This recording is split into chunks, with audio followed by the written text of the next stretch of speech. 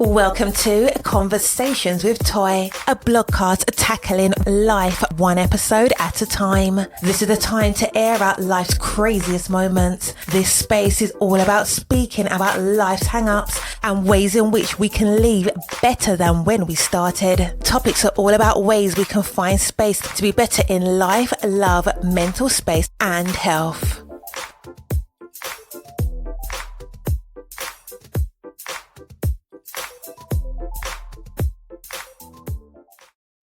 Happy Friday. I hope you have had the most amazing week. Child, it is Friday and I am super duper excited. One, because we have made it through another traditional work week. Number two, oh my gosh, just like finally getting to sit down somewhere. Like the old folks would say, go sit down somewhere. And three, just because I just feel relieved. I am fresh back from South by Southwest, and there was a lot going on. Now, let me preface, this was my first South by Southwest. I had not gone before. It was on my vision board, and I said, let me see what I could do. God is so good. I was able to get down there. I was with my She Media partners, which has been always an amazing relationship since I've gotten to link with them and have the support of my blog and the things that I need.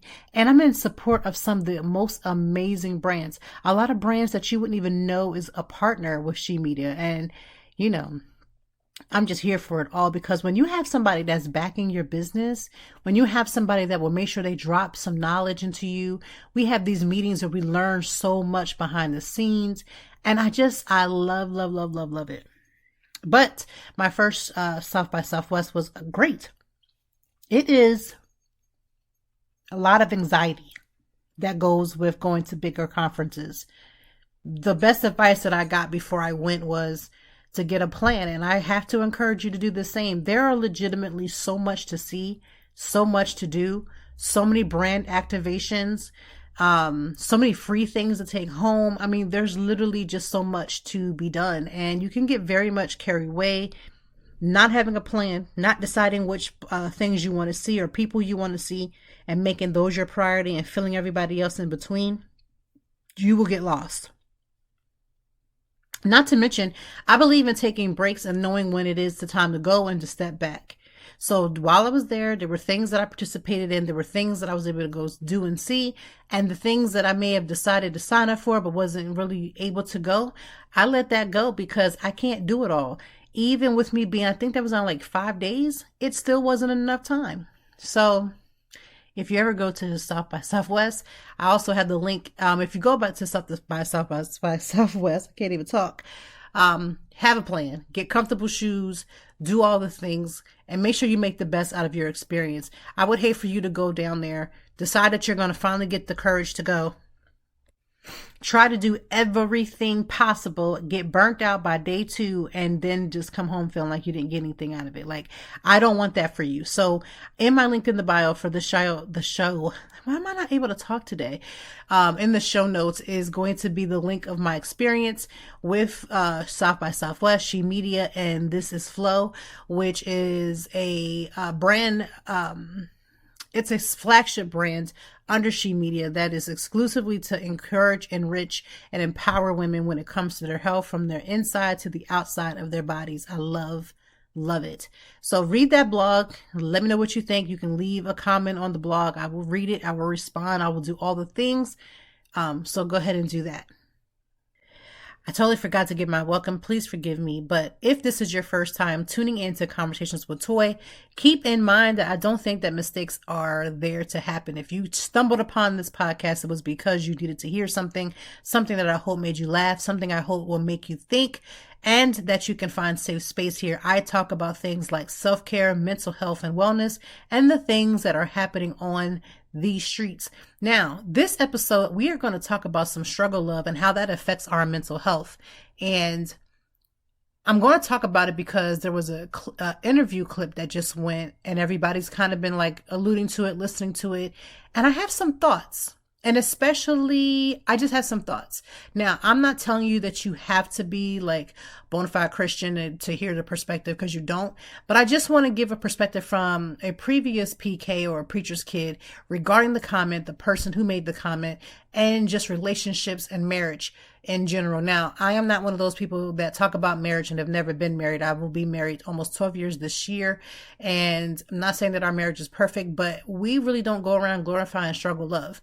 And struggle love has a huge, in my opinion, effect on your mental health, because when you're accompanied with somebody, you're linked up with somebody, you let your guard down. You really are, allowing somebody to come into your circle. You're learning how to trust all over again. You're doing a lot of things. And so I feel like once you get comfortable, you do all these different things, having somebody set you back in your mental health over some foolishness that's taking place can be a lot. Let me just say this as a married woman. Every marriage has their ups and their downs. I personally dislike when people say to me and my own husband, saying things like, we're goals. We are not your goals. We are not your marriage goals. We are not your relationship goals. We are none of those things. If you see something that we're doing or something that you hear us talk about and it inspires you, then I'm okay for inspiration. But when people say that they're goals, that means that you are working to get to where my husband and I have achieved. On the outside looking in, everything can be beautiful and gold, but in the real pudding, the real mix is when you're in the relationship and things are happening.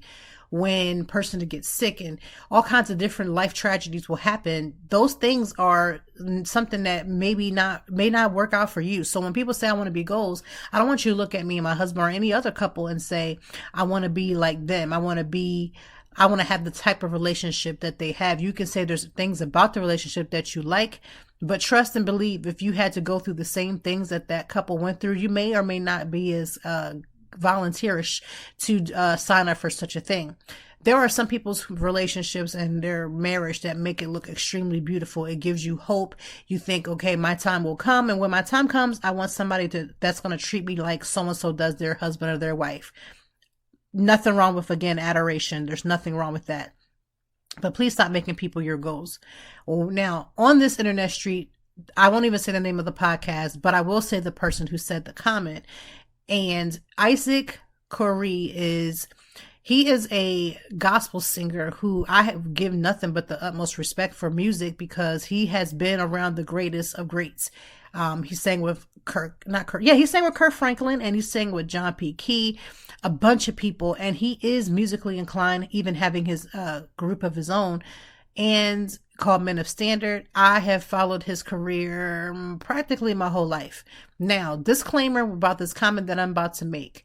This comment was made, one, in jest, but two, I don't even know how old I might have been when I first seen him, but whenever I first seen him, I just knew, like, at the time, I didn't know much about him at the time. I was like a teenager, and I was like, oh, I want to marry him. Like, I want to marry him. Right. And it was really just because of physically, he would be, I guess, he looks like some of the men that I've dated. Like, he has that look. He has this, like, the way he carries himself, the singing ability. For anybody that's sing, you could sing Jesus Wept, and if you sing that song good, you can attract a multitude of people. That's exactly why groupies exist. However, I say all that to say, whenever I've gone places, like I went to the Kirk Franklin concert when he was here in Philadelphia at the end of last year. He was singing on there. And so, of course, I was like, oh, I'm going to go see my husband. But my husband is right here in his house. So let's just be clear, when you hear somebody say that, everybody ain't trying to jump on everybody. Now, the reason why I'm giving you all this information, because I think it's going to be incredibly important to understand that I learned a long time ago. There was a couple in my husband and I's life who I looked up to. I really was like, oh my gosh, they're just like a couple goals. And when you compare yourself to somebody else, oh my God, the mental health that you put yourself through is out of control. And so you'll see a couple and you see that person posting them 2011-7 times. And then you got the ones that, they're always huggy bear and touching on each other and PDAing it up. But the reality of it is that although you may see the outward manifestation of those things, it doesn't always mean the relationship is great. And I felt such a letdown when a couple that my husband and I are very close to, and they had separated. They didn't divorce, but they had separated, and they ended up coming back together. But I used to look up to them and think, oh my God, why is he, why is my husband not like that husband? Why am I not like that wife? Why is our relationship not like that? Because they seem like they're having quote unquote more fun. But the good lesson that I learned in all of that is that it robs you of your joy and your peace when you're constantly comparing yourself to another couple. And once I saw that the veil was taken down, I don't know if I won't say God did it just so I could see it, but in the midst of whatever they were going through, me seeing that happen, it kind of put myself back into perspective. Now, let's fast forward to the conversation that Isaac Curry had with the podcaster. Again, I'm not going to tell you the podcast. You can go look that up for yourself. However, he was saying that there was many times when he should have been disqualified as a husband and that his wife basically should have left him numerous times. He should be divorced. And the comment that really struck a nerve was that he said, my wife was the strongest woman I know. She's stronger than my mother. She's stronger than all these different people. And I know that he probably thought about it, or after he went back and listened to it or watched it, I'm sure he felt, I'm hoping that he has some level of, oh my gosh, people are going to run with this. We are going to run with this. We are going to run with this because today's topic is going to be about struggle, love, and our mental health. Now, saying to the peoples of the world that your wife is super strong because she basically endured your abuse of some sort. Now, nobody is saying that he was knocking his wife upside the head. I do not need any type of defamation suits and anything like that. But what I'm saying to you is that saying that she's super strong, she's stronger than my mom, she's stronger than this over divorce says that you've done something that whatever her boundary was, whatever the boundary was, you have done something that completely crossed it. And you did it numerous times, which means you didn't get the lesson the first and second time, right? And so my struggle with this conversation is that, this glorification of the strength of a wife. Now, there has been so many conversations that's been going on TikTok about, men and women and how they are so different, and it's so true. But for you to come and formulate your mouth to say that there were numerous times when your wife had to basically be strong. And in the church, we learned that being a covering to somebody, especially like when a man covers his wife, it makes sure that nobody can penetrate. That means you have, and I don't mean anything sexual, please get your mind out the gutter. But what I do mean is having the ability to make sure that your wife is good, making sure your husband is good, making sure that if somebody's going to say something about your spouse, you stop it immediately. Like you have a covering over your life. And it is very much disturbing when I hear men, and he is not the only man that I've ever heard say that, these discretions, whatever level they are, men, I'm just telling you right now, are not the type that can put up with it the same way. What do I mean by that? If a man were to cheat on his wife or his girlfriend or significant other, whatever you would love to call yourself, men have this high expectation that they believe that nothing that they did was that bad. And so they have this expectation that once they create and do something that they're necessarily not supposed to do, they have this concept that a woman is going to stay and she's going to cater and she's going to work through it. And that working through it and her being a busy bee and holding in her emotions and learning how to push through makes her elitist, and strong. Here's the issue. We just saw Risa Tisa talk about her ups and downs of things that she took full accountability for how she got into the situation. But this Christianity tells you that, basically you're supposed to try to work it out. Above all the things, because God doesn't get any glory out of divorce. I just say do what you want to do with that, right? Here is the phrase that stuck out to me the most is about this whole strength part. I have heard men glorify that, like it's your anniversary time. And instead of you talking about the beautiful attributes of your spouse, a lot of men will say, my wife should have left me 10 years ago because I had cheated on her and I didn't do right by her and I messed up on her and I lied to her. But at the end of the day, she got her stick with me, husband trophy. And therefore now she's strong. This is where people describe struggle love. Not that you're incapable of having a decent relationship or having a relationship that is flawed. We are talking about the concept of Isaac Corey saying multiple times his wife should have divorced him. I want to say that let's just say we took it as an example of cheating because we don't know what the crossing of the line is. Everybody's boundary isn't cheating, surprisingly. And so let's just give an example of cheating. If you had to have these conversations with your wife, be past the behavior that you exhibited the first few times, and for whatever reason, the message just wasn't clicking, you going on a national podcast and talking about her strength is really not a flex. Men think that it's a flex. Listen, I get that some wives make you feel like, there's a participation trophy in marriage, but there really is not. And telling you everybody about how gracious your wife was because she basically endured, like legitimately endured. And I'm going to tell you why I say the word endure, because there's going to be somebody that's going to slide into my email, that's going to slide into the socials, and they are going to disagree with me to the nth degree. When your spouse crosses one of your boundaries, and let's just say for the example, cheating, because the way that he said it, it definitely gave me cheating vibes, but let's just use it as an example.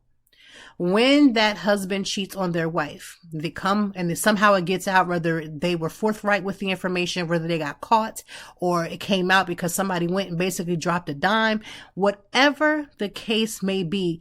The struggle is real when you feel like you have given your all or the most that you could to your spouse. And regardless of what you've done, your spouse has decided that you were not enough and went to have sex with somebody else. Okay. That is the perspective of the woman. For men, they turn this physicality on and off, but you don't get a brownie point just because you think that, well, I'm not capable of turning it off. I'm not capable of saying no. Like I'm going to, do whatever happens and just let the chips fall where they may. People in relationship don't want the participation award and saying that I was strong. Here you go, sticking by me when you could have easily left, and you stood by my side and you covered me. You didn't go on the blogs and confirm whether or not I was doing all these things. And so I honor you by, the things that you were able to endure, to put up with beyond and past your breaking point and tying a knot and staying a little longer because you're unwilling to have it disrupt your world. But men don't think about the fact that when you're inappropriate, when you're cheating, when you're doing all these things, that it literally will destroy a person's world. They just don't understand that concept. And so I was vexed again when I'm hearing this concept of this, my wife is so strong and she's stronger than my mom and she's stronger than all these people. But see, this is the thing. Do you really respect your partner? Do you really respect your partner when you have to continuously keep tripping over the same thing 11 times? Like, honestly, ask yourself that. Because your mental health for a woman is going to be depleted. Right? You have done all the things, you're trying to stay on track, and your spouse has decided to go and step outside of that boundary, whatever it is. That messes up with your head because you begin to second guess yourself. And let me just say this, I'm quite sure with him being such in a public place, and what I mean by that is not where he's physically at, but the way he carries himself and the celebrity that he has. Now, he may not be a Beyonce or whatever the case may be, but in the gospel world, he is very much known. Okay. And to have you go on a podcast where you elevate her strength and being able to put up with the behavior that you made choices to do is wild. That's some wild stuff right there. Right? This is wild to put your person through, this person that you love so much, seeing how you broke her the first time. Because I'm going to tell you right now, everybody under the sound of my voice knows good and darn well, if you get cheated on or mistreated in any way of your relationship, no matter what level it is on, it will feel like it's going to break you. So you saw the pain that you caused the first time when you stepped out of that boundary. And that alone wasn't enough to stop you from doing it again and then doing it again and however many subsequent times after that. But you want to demonstrate that fact that she's strong because she didn't walk away from the foolishness of that you created.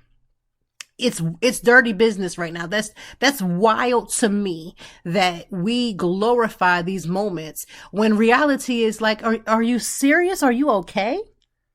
You saw me crying. You saw the break in our relationship. You saw the rebuilding that had to be done. You saw the way that I felt about myself and felt about this relationship. And that did not stop you from going back out again and stepping past my boundary, because struggle love is where it's at. It's not. It's not. It's not a flex. I think men think it's a flex because they got a wife that's going to hold it down no matter what they decide to dish. And I'm like, what? What is happening here? Mike Epps went on a podcast and said the same thing. I'm over 50 years old and I'm hoping that one day I can actually treat a woman well. What? That's his goal, is to treat a woman well 100%. And you're currently married? And this is the flex. How embarrassing for that wife, right? Even if she's strong and doesn't go on and bash him on the blogs, just like Isaac Curry's wife obviously didn't, according to him. It's absolutely degrading and embarrassing, because it's one thing to cheat and have this crap go in my house. It's another thing for everybody else to know that you cheated, and then they know that I actually was willing to put up with some of this, because that's basically what it boils down to. You got me out here in these streets. You are embarrassing me, and you got the audacity to see what it did the first time and still went back into the pot and dug some more and did some more. When women heal from people betraying them in some way and overstepping their boundary, you assume that some of this is your fault. So you take on this as, I could have done something better. I should have known better. I should have done all these different things. And I'm saying to myself, do you realize how hurtful the amount of pain? Every time they see you, they can think about what took place. Every time they hear your voice, regardless if they're staying and getting their participation award for the marriage, at the end of the day, they stayed, and the pain in their spirit, the pain in their voice, the pain in their minds, and the roller coaster ride that becomes getting back to making you feel comfortable enough to think that everything is good so you can go back out and do it again. I honestly do not believe that there is anybody that's going to be perfect. I don't know anybody perfect. I'm not perfect. And what she was able to put up with, it ain't the same. It's not going to work for me. And maybe the things that I'm putting up with may not work for her. And everybody has a breaking point. That's one thing I learned as a kid. Everybody has a breaking point. It's just a matter of how long you went to tap dance on that breaking point before it becomes really an issue and become truly problematic. This is why I cringe when I see people post these types of things on anniversaries. You're not even making it about the person, how wonderful they are. You're making it about the fact that they could endure the mess you decided to conjure up. It's dirty work. He also said, Isaac Corey said, she wouldn't let go. She had so much fight in her. There's a lot of reasons as to why somebody stays. And I'm not telling you that she stayed or if she was going to leave, it had anything to do financial, because a man of his stature could have easily just paid her and they could have just went about their way. But the investment of walking away, giving this life to somebody else, those things do play a part, especially when you have some celebrity.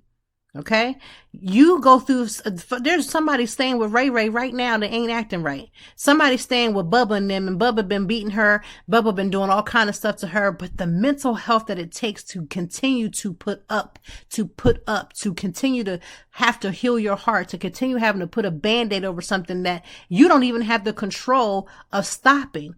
See, if I hurt myself and I do something to myself, I have to find the ways to bear the brunt of that. But when somebody else is hurting you and you kind of like do a lifetime supply and you stand up and raise your hand for that, that's a lot. And what I was saying about Risa Tisa was a lot of the things and reasons why she stayed had to do with this concept of, as a wife, you are supposed to just be that, safe space. But where's that wife safe space? It has to be more than just what you can provide, and it has to be more of a safe space than what you can give her. Where is the safe space that I can trust that when my husband or my man or my girl, whoever you got on your side, goes out into the world, that there's no reason for me to consider that they're out here just throwing it out to other people, putting my life at risk. That putting me at my life at risk right there is actually it's weighted for me a little stronger. It's weighted for me. And let me tell you why. There's so many people dying and leaving this earth because their spouse gave them something that they don't even know when or how they even got a hold to it. And this is how you tell somebody, but they stuck it in. Now be clear, I'm not saying that he has anything, and I'm not saying that she does. Before y'all start rolling into the emails, no need, stop yourself and pump your brakes. I'm talking about the ideology of how it feels to struggle with the person that you love the most, but will not act right on your behalf. The same behalf that they say, oh my God, I just love my wife. I think she's so great, but you won't do what's right. Actions have always spoken louder than words. Actions have always. And so when you tell your spouse, I'm not going to do A, B, and C, but then you on the low key do it, you don't get that back. And then the flip of that is there's so many people that will say, well, you knew that it was going to be hard. There's always temptations. There's always a bunch of 2011 things that can happen in a marriage. And so you got to just be, take with whatever you can get. If that is what you think, please don't get married. And if you believe, as with Isaac or Corey, that you believe that struggle love is going to be okay because it makes you and shifts you into what you need to do, I think what it does is that it reveals the fact that you're willing to just keep trying to bring about this unsettling feeling because you don't have really, like emotionally, you really don't care about this spouse you claim you love. Because if I love somebody, I'm not going to continuously do something to physically or emotionally hurt them or damage them. And this concept of struggle love is is taken out of proportion. When you have ups and downs in your marriage or your relationship, because you can have that as the forefront. Like, look what God is doing. God is keeping me every single day. I thank God for his mercy and grace. All the things that we say in church, but to have your spouse continuously embarrass you in these streets, that is the strength of the woman that she should never have to bear. When y'all gonna just act like you got some sense, when you just gonna be faithful on your own, when you just gonna take the time to do the right thing because it's the right thing to do. When is that gonna take place? Because if anything, I know there's plenty of us that want and desire that. We want to be loved and respected. Respect it in every level. Now, if you go into the comment section of where this comment was made, and I do encourage you to watch the entire podcast just for the simple fact of just having information so you can compare. One of the things that I kept reading over and over again in the comment sections was, people are misunderstanding what he means about, staying and all this other possible part of this. But here's the thing. Again, staying and having all these different just things that are happening, you will feel like nothing you do is going to ever be good enough for your person. And that alone messes with your mind. It makes you feel like, God, what is going on? Why am I having this happen? What can I do something more of? Can I take something back of? And it's crazy work. For better or for worse is a lot to take on. This is why people should count up the cost before they get married. But I feel like we take that same concept and we apply it to things that are shown enough toxic and say, well, I'm going to go do this. Come on now. I don't know any person that wants to continuously get embarrassed so many times. I just don't. Now that doesn't happen, but we don't look for it. Fighting for your family, if it's fought in the right way, can be very much organized once it's all said and done. Fighting for your family because your spouse is showing you he don't want to be there, but he, somehow we got to make this work. My God, today, I don't understand. Now, a little bit about what's happening on these internet streets. Y'all been doing quite a lot. There's been so much going on in these last couple of days that just ain't making sense to me. Love is blind. You guys have lost. Y'all are going through it, going at it. Now, I've been trying to keep up with at least the blogs about this particular conversation only because it's everywhere. And we're talking about Clay and AD and about their relationship and about how he basically got up there and basically said he wasn't ready to be married and left that young lady at that altar. My God. I mean, again, men will play in your face. Women will play in your face. People be playing in each other's faces if you let them. And I'm not shocked by any of this behavior. And the reunion show was, was interesting too. But all I have to say is, again, I don't know what levels that men are expecting, or women are expecting, or people are expecting to receive when they put this type of foolishness out in the atmosphere. Okay? Some of y'all have to rethink about how you treat your spouse, how you treat your person, because everybody that keeps saying they love somebody and is not doing what they need to do is just, it's mind boggling to me. I need some of this to stop, because some of this stuff people say just out of rhetoric. It sounds good. It sounds like we're going to do something. And so we're just going to make this happen. It's not it's not what people think it is. People are in arms about Drea Michelle and Jalen Green, who are expecting a baby. And the fact that this young man is the same age or like a year or two younger than, or the same age as her son, is crazy to me. It's really none of my business because they're two consenting adults. I just think that it's a little crazy for you to date somebody that could be your son. If I'm old enough to be somebody's mom, I don't really see that as something that I'm desiring. I don't really see that as something that I want. But Drea Michelle is wasn't she on Basketball Wives or something? She was on somebody's show. And people think that she is just whatever. And so now that they're about to have a whole baby, I pray the best, because I'm not going over there to change nobody's diapers. So I try not to get caught up in stuff like that. Just like with Isaac Corey. It's a great conversation to talk about how, again, our women's mental health and people's mental health in general gets, completely depleted and having to keep recovering from the same thing. So, but at the end of the day, I'm not married to Isaac Corey, and I don't know what my breaking point is when it comes to that. But I just pray to the Almighty that I don't have to sit there and continuously take somebody back numerous times. I feel like life is completely short, and I feel like dedicating yourself and your world to somebody for them to just turn around and do you like that. I don't know.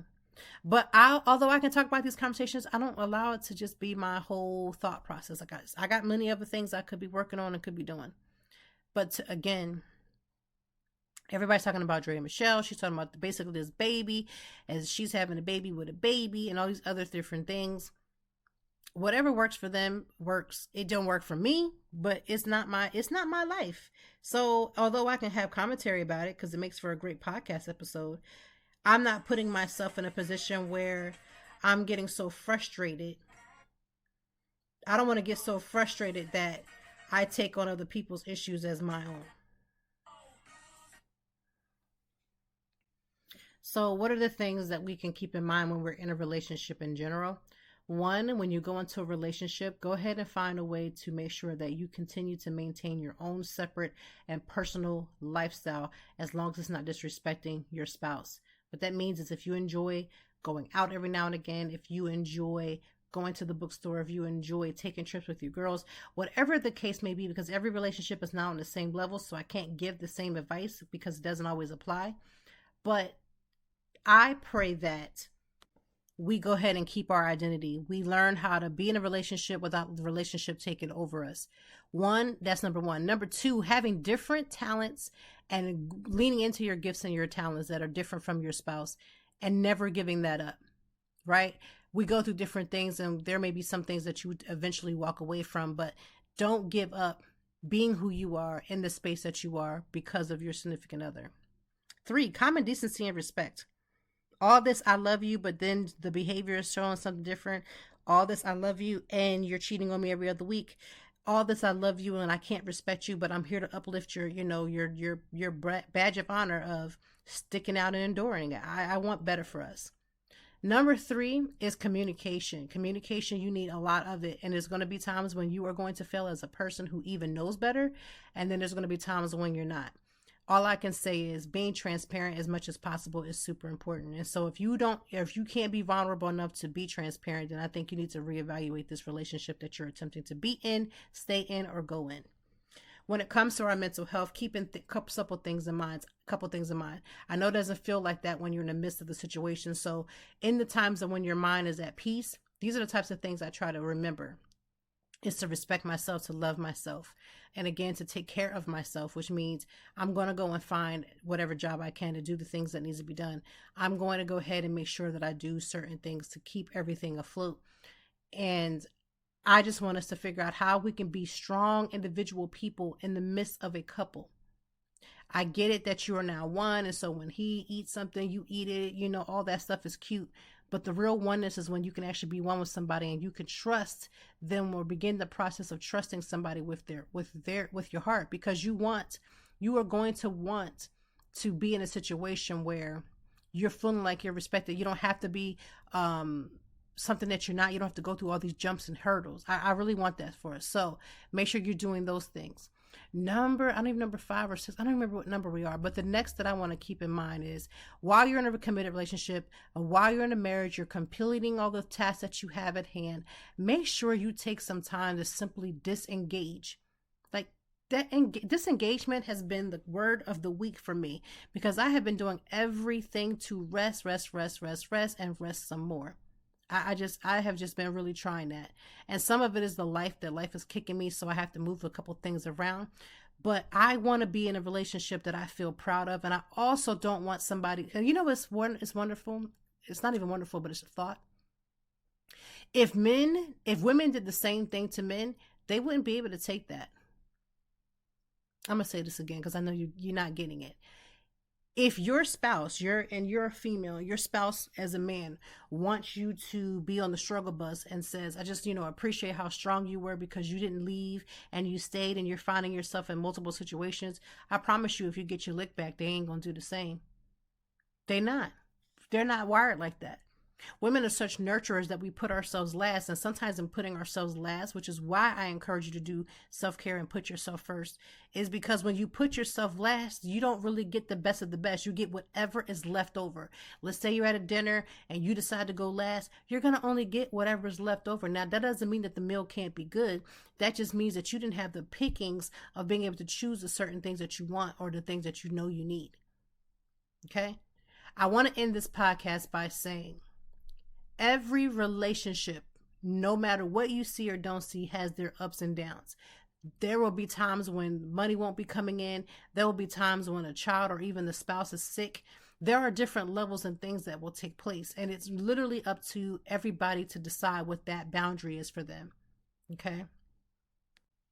And if you as a man are in a position to believe, or you truly do believe that there's like this, such a redemption power that we can't ever forget. One thing I remember somebody telling me when I was in therapy plenty of times is that you have to be willing to forgive and forget a lot of things in order for you to matriculate without that bothering you. And there's a lot of women who feel like they seem like they're super angry all the time. They seem like everything is just wrong, but some of them have been through some things that you probably cannot even imagine. And I just always try to encourage people to just give the same level of grace, because again, we don't know everybody's story. But we do know that it is the weekend, and that means that it is time to do all of the things. Sometimes we go to the stores and we're rushing around trying to get ready for the week. It could be as simple as doing the laundry and picking up some flowers. I want you to take this weekend and every weekend, and usually every day, and find a way to do something that is going to suit you, makes you feel absolutely amazing, puts the biggest Kool-Aid smile on your face just from thinking about it. Those are the things you want to write down and start crossing off as you do them, because those are the types of times when you get your strength. When you're alone and you feel like your spouse is nearly cheating on you every other minute, and nothing you have said and done has made or break it, you got to find to also get into the position where you legitimately do not allow things to happen that can be avoided. And sometimes that may mean walking away from a relationship. I'm not here to encourage people to do one thing or the other. It's up to you. I don't got to live with your decisions. But what I am saying is that making the decision to say, this is my boundary, and if you cross it, then I'm going to have to, leave. I'm going to have to do whatever it is I need to do, whatever that case may be. I really want better for us. I want better for us as a human being. I want better for us as a, entity. I want us to have just better for us as a marriage. I want all of the things to be in line with as much as possible.